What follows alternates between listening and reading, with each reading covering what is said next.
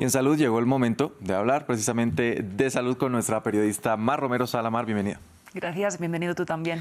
Mar, empezamos recordando un hito de la historia científica, la oveja Dolly, un tema polémico para algunos y fascinante para otros. Sí, puede ser ambas cosas, la verdad es que no son excluyentes, a mí me parece ambos, y lo hacemos de hecho lamentablemente porque su creador o el director del equipo que pues hizo toda la investigación que dio luz a esta oveja Dolly, Ian Wilmot, falleció ayer a los 79 años, había hecho público que tenía Parkinson, por ejemplo, en 2018, en la Universidad de Edimburgo y el Instituto Roslin, que es donde desarrolló la mayoría de sus investigaciones, pues dieron sus condolencias, ¿no? Reconocieron a Wilmot como uno de los pioneros científicos que dio muchísimo a la ciencia, que dio muchísimo también al debate público alrededor de la ciencia y pues eso, precisamente por lo que va a ser conocido siempre es, como decíamos, por la famosa oveja Dolly, el primer mamífero clonado a raíz de una célula adulta que nació en 1996 y que se dio a conocer la investigación en 1997. En ese momento se creía que esto era absolutamente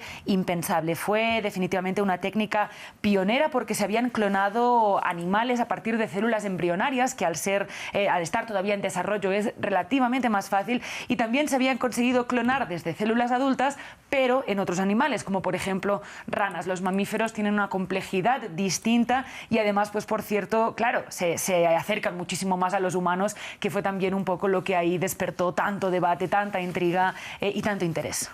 Mar, la clonación de Dolly abrió las puertas a muchas investigaciones nuevas y también a muchas dudas bioéticas. Sí, claro, parecía, ¿no?, a raíz de la noticia de Dolly, que a partir de una célula de piel de cualquier persona, de ti, de mí, ¿no?, ahora empezaríamos a tener clones nuestros. Por supuesto, eso no ha pasado, pero era un poco el miedo que despertó esa noticia en la década de los 90. Lo que vamos a hacer es repasar la técnica que usaron este equipo científico de Wilmot para clonar a Dolly y comprender para qué ha servido tantos años después. Lo que sucedió fue que los científicos cogieron un óvulo de una oveja y luego una célula de una glándula mamaria de otra, de una parte de la piel, digamos. Le quitaron el núcleo al óvulo, es decir, le quitaron toda la información del ADN, perdió todo el material genético y le juntaron la información genética de las células de la piel mediante pulsos eléctricos. Ahí empezó a comportarse de forma normal, empezó a reproducirse como una célula que le había sido intercambiado el material genético y empezó a reproducirse, a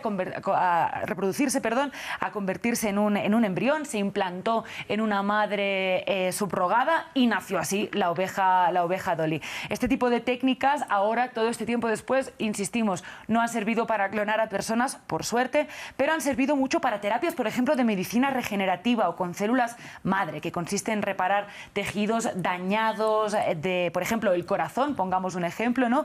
Y se implantan células madre desarrolladas para convertirse en tejidos también del corazón para repararlo o para ayudarlo a volver a funcionar. Básicamente, muchísima de la investigación que tenemos y la información que tenemos actualmente alrededor de las células madre y de cómo las podemos orientar para funcionar en el campo de la medicina se pueden rastrear hacia estas investigaciones de Wilmot. Es verdad que desde entonces se han clonado también otros mamíferos y, bueno, como decíamos, el debate bioético que surgió alrededor de eso también ha sentado muchas bases para hablar ahora, para tener muchas legislaciones sobre qué se puede hacer con embriones, qué no se puede hacer con embriones. Entonces, bueno, hay muchísimas cosas que cosechamos hoy en día todavía de eso. Mar, vamos a cambiar de tema para hablar de un nuevo estudio que relaciona los hábitos de vida saludable con la depresión. ¿Cómo es eso?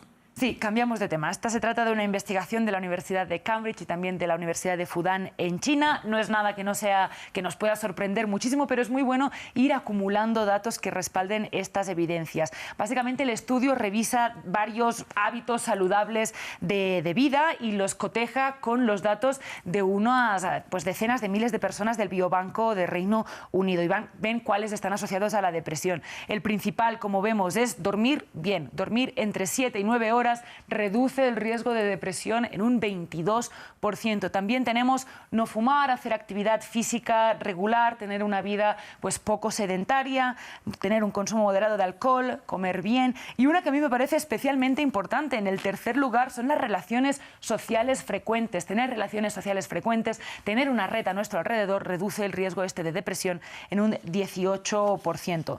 Los equipos también revisaron algunos biomarcadores y vieron, por ejemplo, que las personas con depresión y también con peores hábitos tenían, por ejemplo, más marcadores de reacciones al estrés, ¿no? La exposición al estrés puede hacer que no regulemos bien el azúcar en sangre, que tengamos una peor función inmune en el cuerpo y que tengamos en general pues peores condiciones de salud.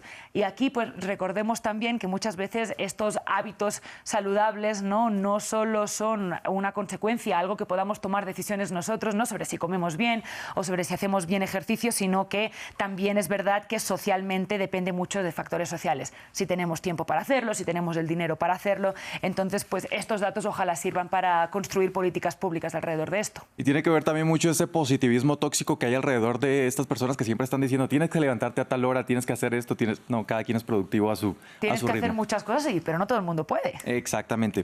Mar, sabemos que la depresión también tiene motivos genéticos. Sí, el estudio lo tuvo en cuenta y quizás este es uno de los datos que a mí me parece más interesantes y que vamos a usar para terminar. Se revisaron también en esta base de datos los datos genéticos y lo que se encontró básicamente es que las personas con el riesgo genético más bajo de depresión tenían un 25% menos probabilidades de desarrollar depresión que las personas que tenían genéticamente un riesgo mayor, ¿no? Mientras tanto, las personas que tenían hábitos saludables tenían un riesgo 57% menor que las personas que tenían un riesgo, unos hábitos pues menos saludables. Básicamente la conclusión es que en este caso parece que influyen más los hábitos que uno tiene que la predisposición genética. Eso es una información muy valiosa también que nos dice pues, que hay varias cosas que pueden estar en nuestras manos y que no solo depende de las cartas que nos han sido repartidas en la genética. Mar, muchas gracias por la información en esta crónica de salud. Nos vemos entonces mañana con más información. Claro que sí, mañana volvemos.